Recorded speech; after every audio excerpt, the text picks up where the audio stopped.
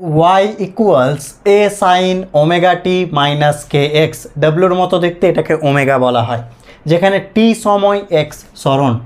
Omega ও কে এর মাত্রীয় সংকেত কি? অপশন দেওয়া আছে। আগে নিজেরা পজ করে ট্রাই করি কোনটা ঠিক হবে। তো চলো দেখে নেওয়া যাক। তো আমরা সাইন কস বা ট্যানের পর যে অংশটা থাকে তাকে কি বলি? থিটা। তার মানে এখানে থিটাটা কি? Omega t minus k x, হ্যাঁ কি না? তো সমমাত্রিক নীতি থেকে কি বলতে পারি?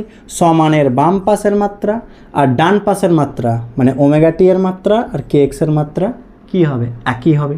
তাহলে আমরা বলতে পারি ওমেগা টি এর মাত্রা মানে থিটার মাত্রা, কারণ থিটাকেই তো বোঝাচ্ছে, হ্যাঁ কি না? সমমাত্রিক নীতি, প্রত্যেকটা পদের মাত্রা সমান।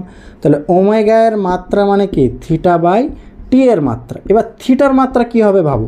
থিটা কি? কোণ তো 60 ডিগ্রি, 45 ডিগ্রি, 90 ডিগ্রি, মানে ধ্রুবক। ধ্রুবকের মাত্রা কত? 1, আর সময় মাত্রা টি, তাহলে কত হয়ে যাবে? টি ইনভার্স। নেক্সট একই রকম কে এক্সের মাত্রা মানে কার মাত্রা বলো? থিটা এর মাত্রা। তাহলে কে এর মাত্রা মানে কি বলতে পারি? থিটা বাই এক্সের মাত্রা। তো থিটার মাত্রা 1, এক্স সরণের মাত্রা এল, তাহলে এল ইনভার্স। তাহলে টি inverse L inverse, option A is correct.